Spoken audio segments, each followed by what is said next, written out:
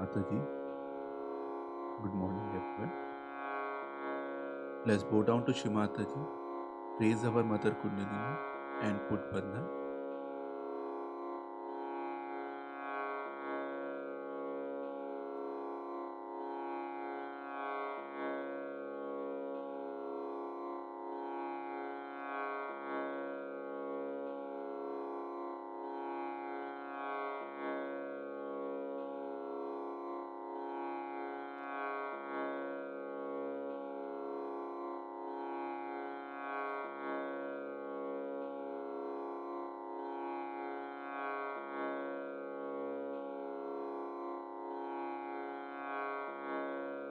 Ganesh Mantra.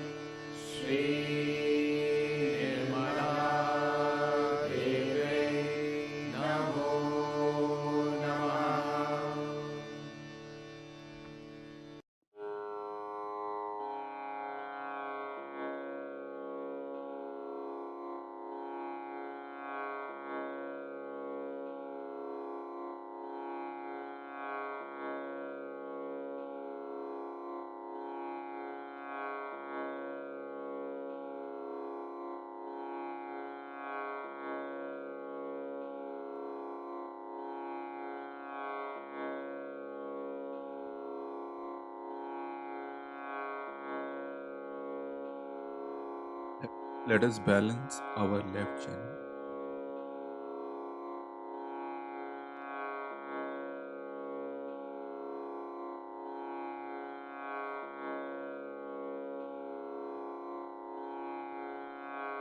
Shri Mataji, you are Sakshat Shri Mahakali.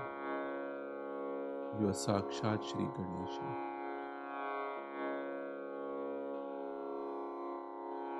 Kindly awaken the pure desire within us.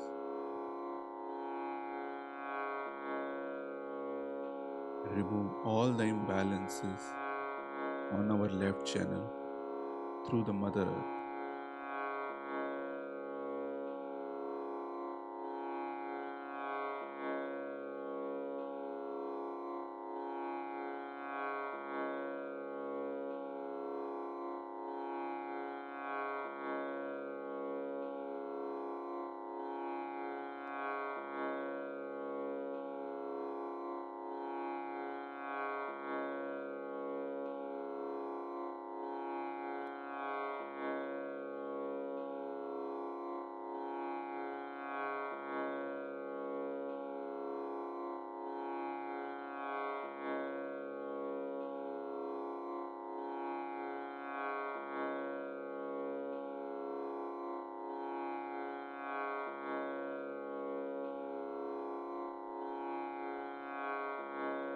Now let us balance our right channel.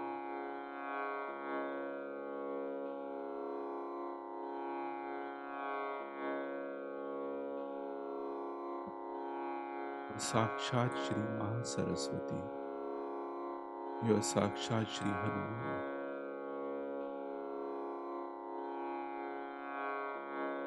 Kindly awaken the pure attention within us.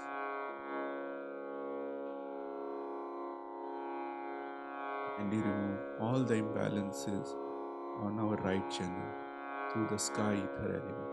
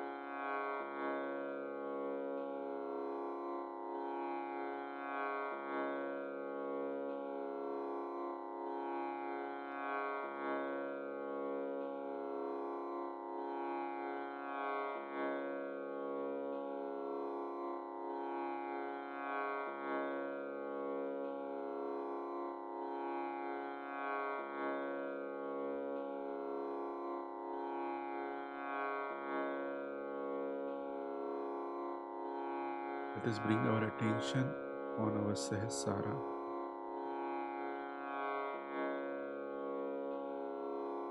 Mataji, kindly bring us into complete balance.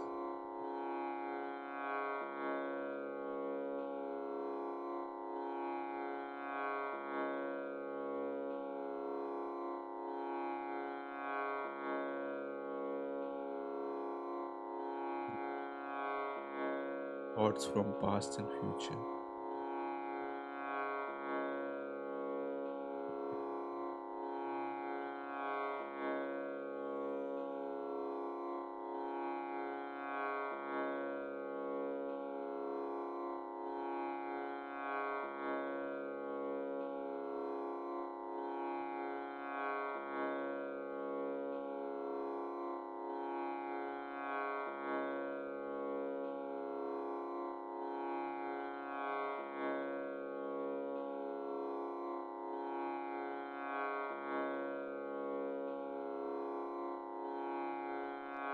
Let us listen to Shri Mataji's speech.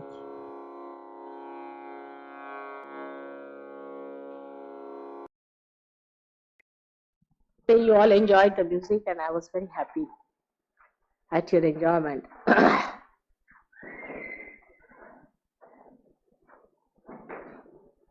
Music plays a very dynamic role in human life. One has to understand that. One of the mysteries I was describing to you last time. Also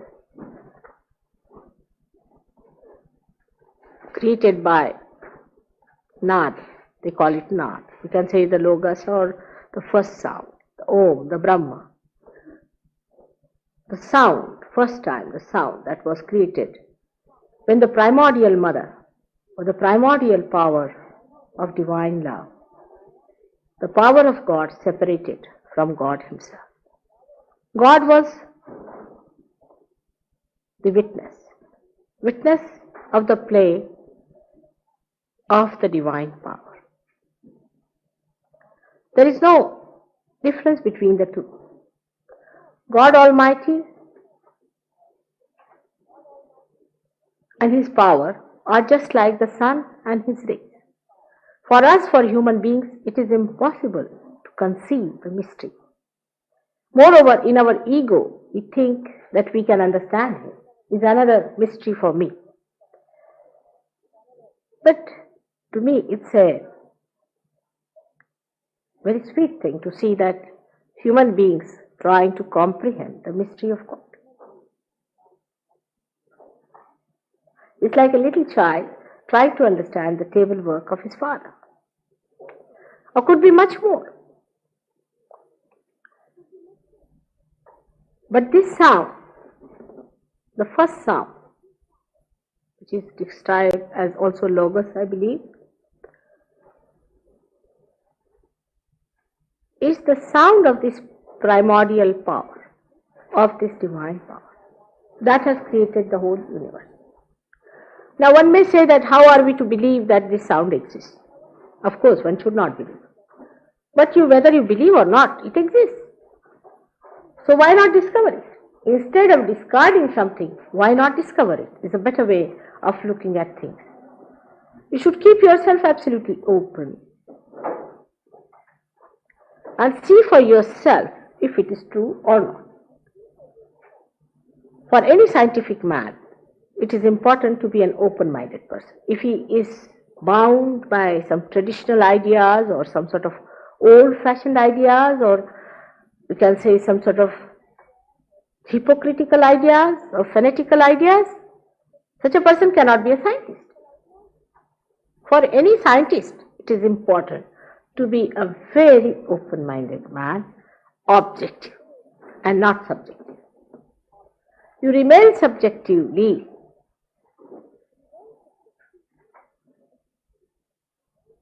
very controversial when you are not self-realized. Before that, every subject is a different subject. Someone likes a blue color, someone likes a red color, someone likes a green color.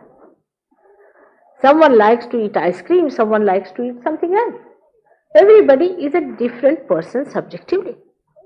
Some person likes a blonde lady, someone likes with a dark hair, and everybody has a different idea. There's nothing like absolute among people, naturally, because they have not reached their absolute. So you are absolutely subjective. For music or for anything, whatever you like is all subjective. Colors. I was watching a TV for interior decoration once, and I was amazed. The colors they used were so fantastic, so beautiful. I liked them very much myself. But I had some other people watching, they said, horrid. They are absolutely horrid. I said, then what colors you would like? Something grey, really? Or something pale or insipid? They didn't mean insipid, but the colors they liked were insipid according to them. Because if you enter into a room with that kind of insipid thing, I mean, you really recoil back thinking, oh God, what sort of people are living here? But the ideas have changed quite a lot, that people now think of warmth. I mean, naturally they have avoided many colors which are not warm, which are dull. But still it is subjective depending on the condition of people. I mean, for example, Indians like a particular type of colors and English like another type. Everyone likes different. So some absolute has to be found out. So everything that is subjective is useless for a scientist, no doubt. But scientists have not reached their absolute either. What they know as absolute also turns out to be not that. Whatever law is said now, they said that everything moves and goes on moving like Newton's law was. But Einstein challenged it. Some said that the things are made of atoms. Then they came out with another theory saying, no, it's made of molecules.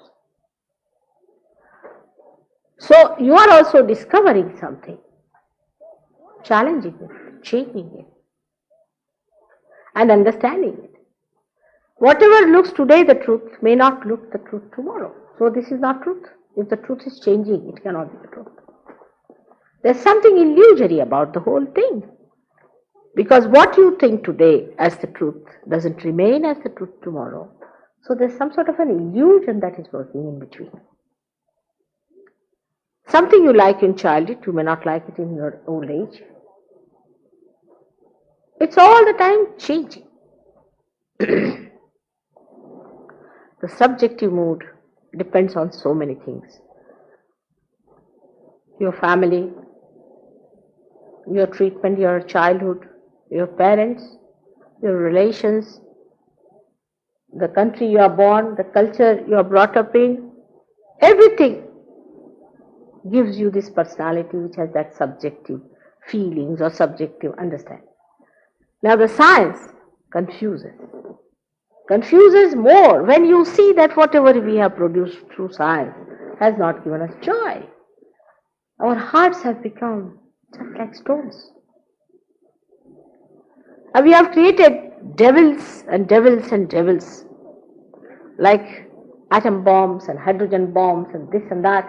And now we are frightened of them and we are fighting no more hydrogen bombs and no more nuclear things and we don't want nuclear weapons. Who has created them? You have created them and now you are against it. Human beings are wonderful. They create something and then they create an organization against it. It's rather wasteful, I think, to go about like this. See, first you build up yourself and knock it down. Then again build up something else, knock it down. It's very frustrating and one feels so puzzled and confused. But truth is never confused. Truth remains the truth. It never changes. It is absolute. It is nitya. It is never changed. It remains the same. It may manifest in different forms, but it never changes. And what is the truth? What is the truth? And very simple words. What is truth? That God loves us. This is the truth. That He created us because He loved us. It is His love that has created us. He looks after us, He protects us, He guides us. He gives us our evolution as a human being and then He gives us a higher status, higher consciousness by which we know His powers and the powers flow through is the truth. This does not change. At monkey stage the truth was there, at human stage the truth is there. Whether you are a drunkard or a sinner or a saint, the truth remains that God loves you. He may punish you in His love, that's a different point. He may be angry with you in His love, but He loves you. Loves what? What does He love in you? Is your spirit. The spirit in you that sparkles. He sees that spirit. He tries to bring it up. For example, you see a diamond and you see that it is lying in the mud. You lift it from the mud. You clean it, wipe it, chisel it, and make a beautiful diamond. Anything that is created has had to go through some processes. In the same way, you have gone through your evolutionary process. But with what delicacy? With what understanding? With what love? Imagine, supposing you have to become a monkey suddenly. How would it be? Very painful, won't it be? And extremely embarrassing too. But we have come out of monkeys, as they say, supposing we have. Then it has happened without our knowledge, without any embarrassment. I mean, imagine a monkey suddenly becoming a human being, losing his tail. He must be feeling quite nervous about the whole stuff. That he cannot jump from tree to tree. He cannot behave like the monkeys do. I mean, it's rather difficult, isn't it? And to create this beautiful thing called as human beings without any pressure on it, without any effort on it, without any money load, because this interest rates are very high, obviously. God knows if he had charged you money like the gurus are charging you to become human beings from monkeys to this stage, I don't know how much you would have paid off.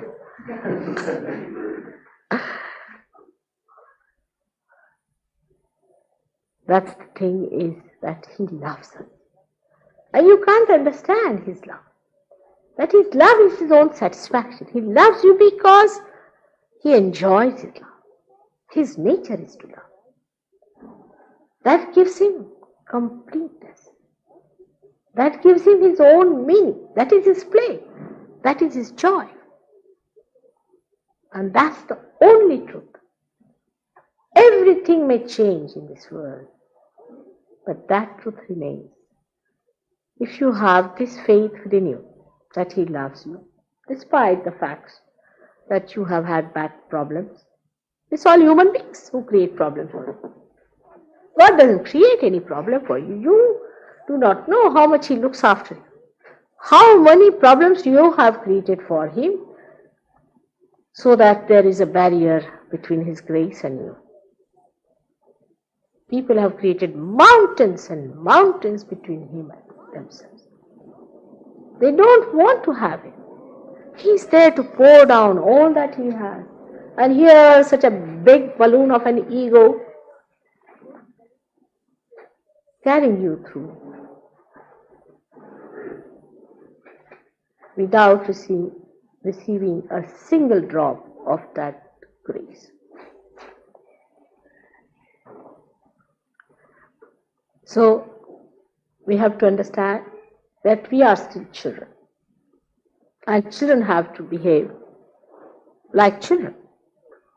Not to say that we know everything. Actually, you don't know anything, I would say, till you have got your realization. Hello. Come along, sit down. Give them some room to sit down, to the children. They are essential part. This side there is some room. Come along. There is some room. Come along. Yes, do come.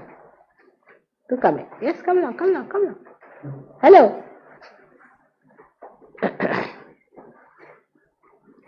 His love never changes. Then his love is victorious. Victorious.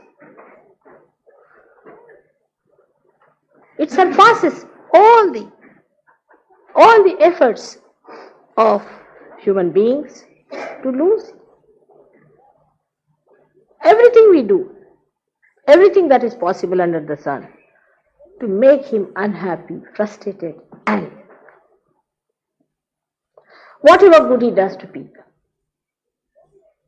they will turn it into something nonsensical. Say, for example, give them money. Let them have some Lakshmi's prasad. It's to let them have some money, some well-being, material. That's the best way to ruin people. Give them money and they are out for breaking their heads. Absolutely. You give them the power. Any power you give them, political, economic and other sorts of social, finished. They know how to break themselves, completely destroy themselves. The whole wisdom works out at destroying your attention, your holiness, your innocence, your beautiful being that has been created with such tender care and love. This is supposed to be freedom, liberated, liberated. With this kind of mess, it's rather difficult to make the children understand that you are destroying yourself. So they have to have some shocks. You tell a child, don't put your finger in the plug. But if you say don't put, that must go. It's a sort of a worm in the head, you see. Oh, they have said not to put, we must. So they will put the fingers in there. You say, don't put it. Still. Then again you say, don't put it. Still.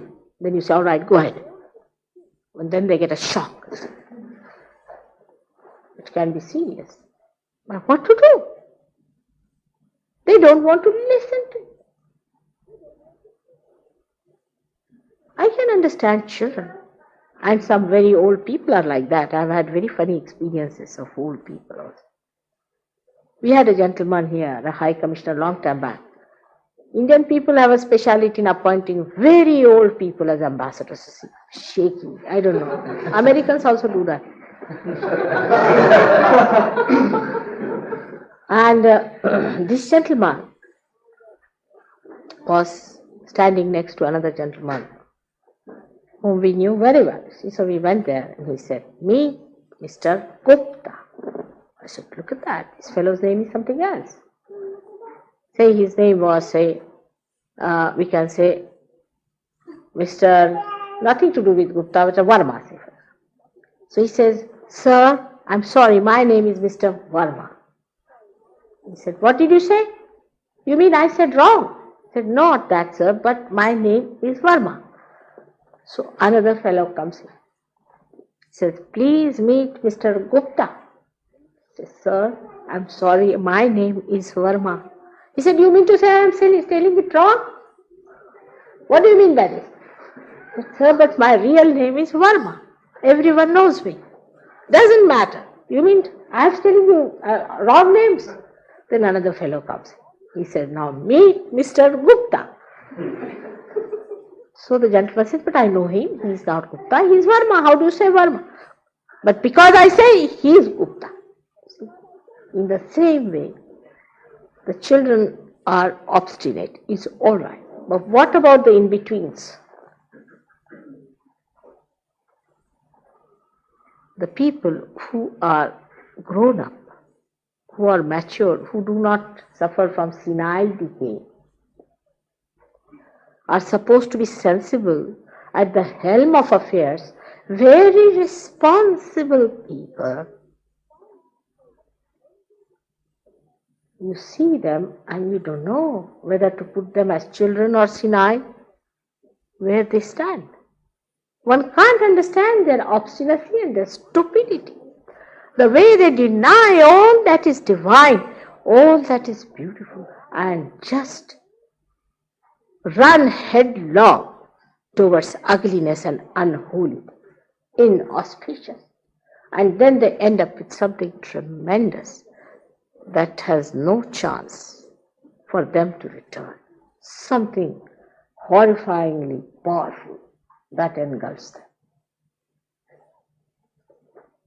So, for us it is necessary to understand.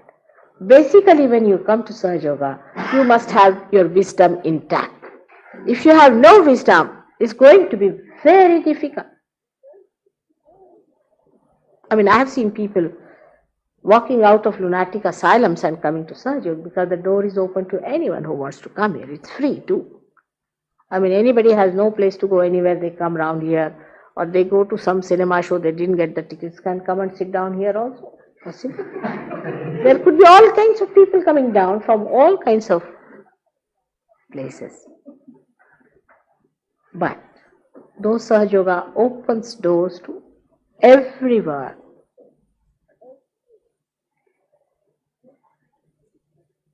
how much do you open your doors to Sahaja Yoga is more important. That is what is wanted. It's the wisdom.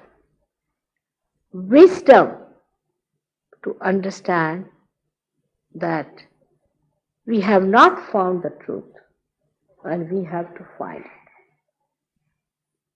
And that must happen to you. There cannot be any brainwashing about it. There's no other way but the actual happening, the becoming, that has to take place. But you cannot demand anything here. No. It's a humble ask for that happen. You have to ask for it. It is to be judged by your Kundalini awakening, how much time it will take, how far you can go.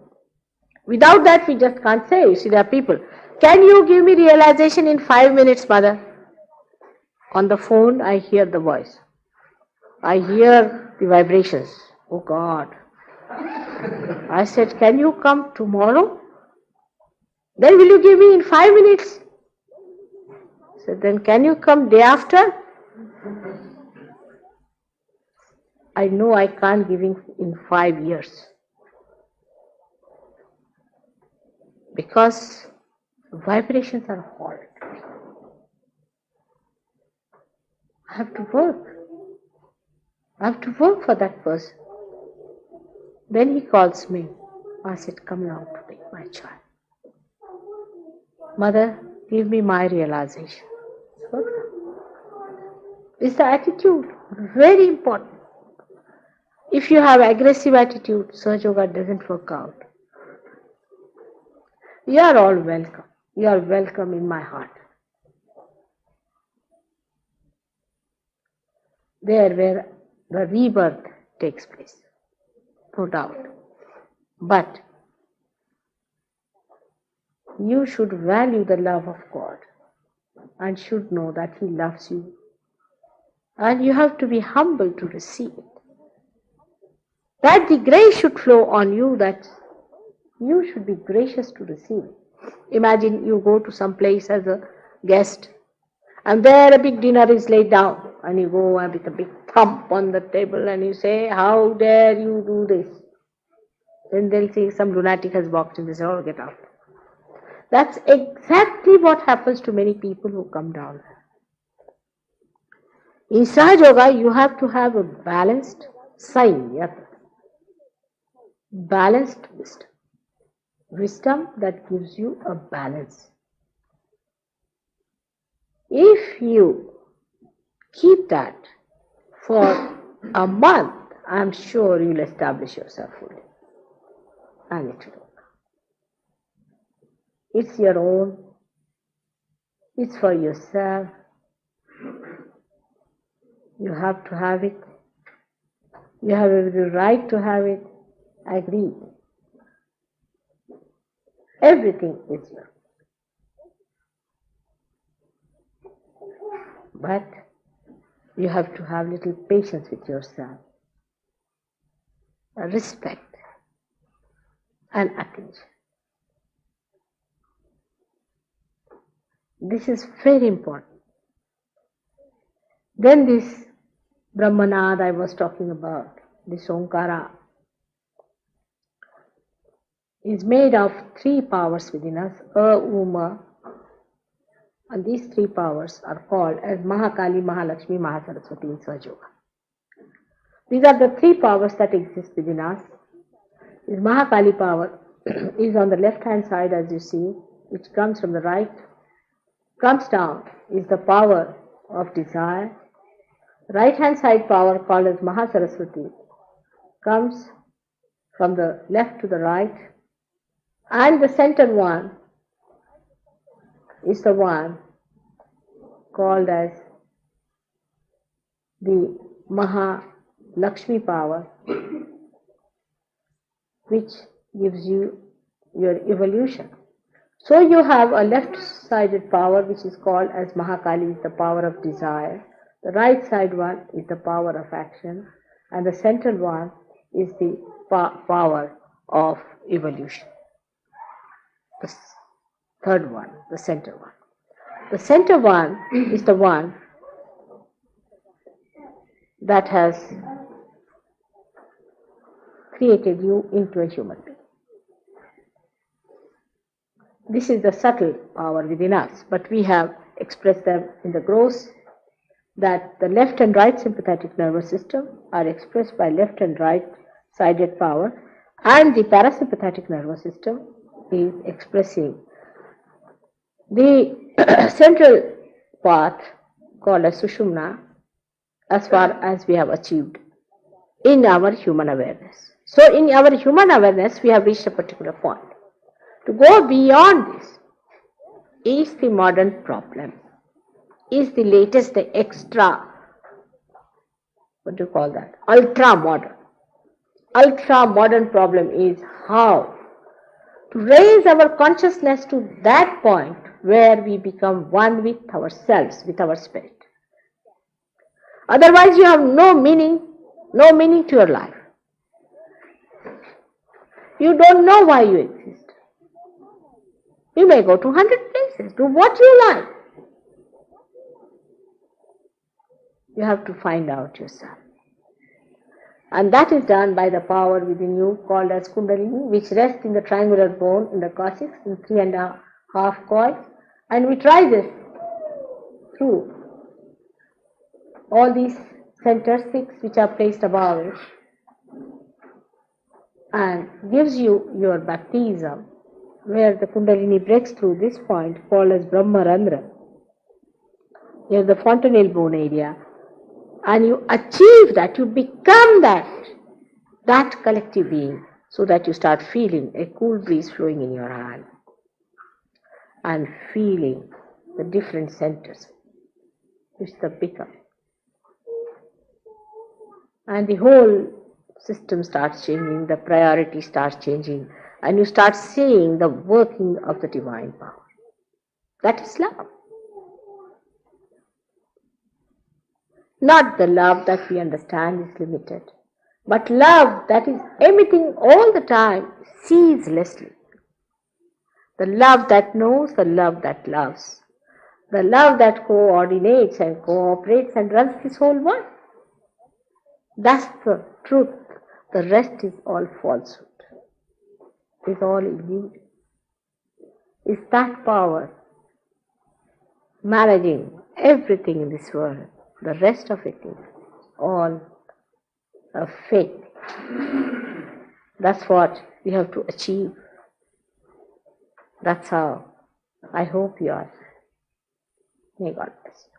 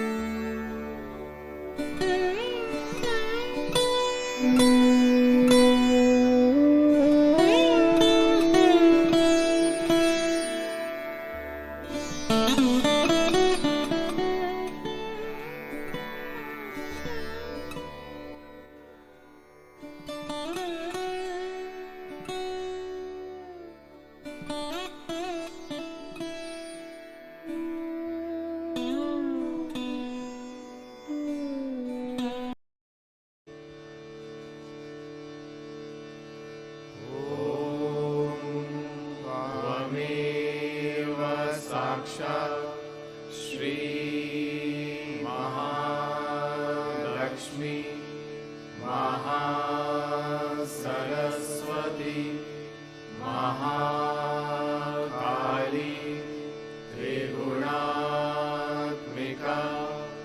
Kundalini साक्षात् श्री आदिशक्ति माताजी श्री निर्मला देव्यै नमो नमः। ॐ त्वमेव साक्षात् श्री कल्की साक्षात् श्री आदिशक्ति माताजी श्री निर्मला देव्यै नमो नमः। ॐ त्वमेव साक्षात् श्री कल्की साक्षात् श्री सहस्रार स्वामिनी मोक्षप्रदायिनी माताजी श्री निर्मला देव्यै नमो नमः।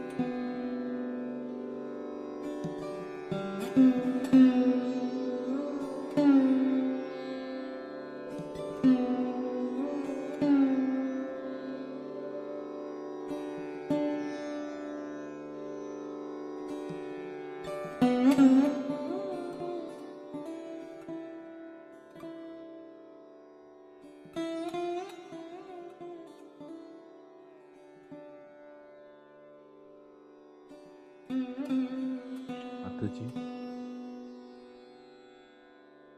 this beautiful morning meditation for all your blessings.